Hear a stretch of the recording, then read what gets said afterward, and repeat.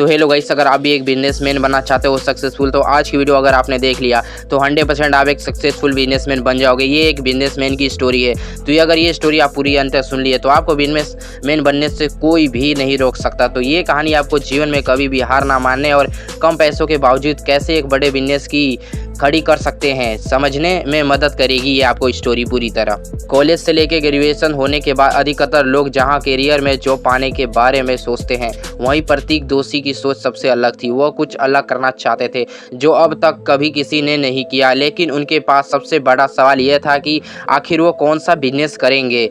वे एक दिन बाहर ऐसे टहल रहे थे। टहलते समय बारिश बहुत तेजी से आता है। जब बारिश आता है तो वे जो प्रतीक होते हैं वे रास्ते पे देखते हैं कि सब लोग छतरी ओढ़ के मतलब चल रहे हैं, लेकिन वे छतरी में ऐसा क्या देखते हैं कि उनको मतलब एक बिजनेस का आइडिया मिल जाता है। वे दोस्तों वे देखते हैं ये है कि वे जितनी भी छतरी होती है सबके पास ब्लैक कलर की छतरी होती है, किसी के पास मतलब डिजाइन वाली या फिर कैसी भी नया डिजाइन वाली छतरी नहीं होती है। तो इस आइडिया को सोचकर प्रतीक बहुत खुश हो गए और वह अपने घर गए। अपने घर जाकर जब उन्होंने अपना ही आइडिया अपने परिवार को बताया, तब उनके परिवार ने उनसे कहा कि क्या तुमने छतरी बेचने के लिए इतनी पढ़ाई की है।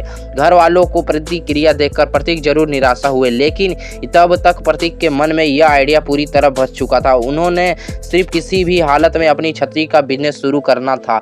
जब प्रतीक अपने छतरी के बिजनेस के लिए ब्लूप्रिंट तैयार कर रहे थे, उनके दोस्त उनके घर आकर उनसे पूछते थे कि भाई तू क्या कर रहा है।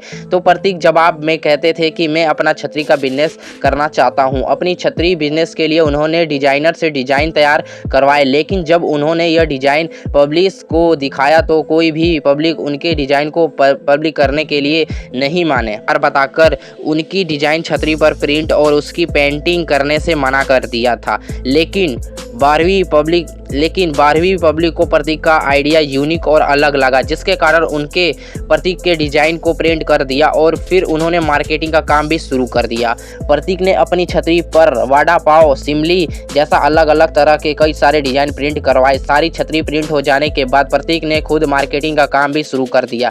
6 महीने तक प्रतीक इस काम में जुटे रहे, लेकिन बड़ी मेहनत के बाद भी उन्होंने 800 छतरी को बेचे थे। फिर उनसे किसी दोस्त के बताने पर उन्होंने अपनी छतरी का बिजनेस ऑनलाइन ले जाने के बारे में सोचा। प्रतीक अपने छतरी के बिजनेस पर अपना पूरा हाथ पैर मार लेना चाहते थे ताकि बाद में उन्हें किसी भी तरह का कोई पछतावा ना होना पड़े। प्रतीक कहते थे कि बिजनेस का ऑनलाइन ले जाने के लिए मार्केटिंग करने के लिए 18 घंटे काम करते थे। वह कहते थे कि उस समय रावण की तरह उनके भी 10 सर थे, एक डिजाइनिंग में तो दूसरा मार्केटिंग में। अकेले वह सभी चीज़ों को संभाल रहे थे। अपने बिजनेस को ऑनलाइन ले जाने के बाद प्रतीक को बहुत डर लग रहा था कि कोई उनकी छतरी खरीदेगा भी है या फिर नहीं। इसलिए उन्होंने अपने परिवार से कहा कि प्लीज़ आप एक छतरी खरीद लीजिए ताकि मुझे तसल्ली रहे कि मेरी एक छतरी बिक गई है। लेकिन जैसा ही उन्होंने अपना बिजनेस ऑनलाइन किया और लोगों को उनकी छतरी के बारे में पता चला तो उनकी छतरी की सेल काफ़ी ज़्यादा बढ़ गई। कोलकाता, तमिलनाडु, गुजरात जैसे राज्यों से उनकी छतरी की भी बहुत डिमांड की गई। सिर्फ 2 सप्ताह में भी अमेज़न के छतरी बेचने वाले बेस्ट सेलर की सूची में शामिल हो गए।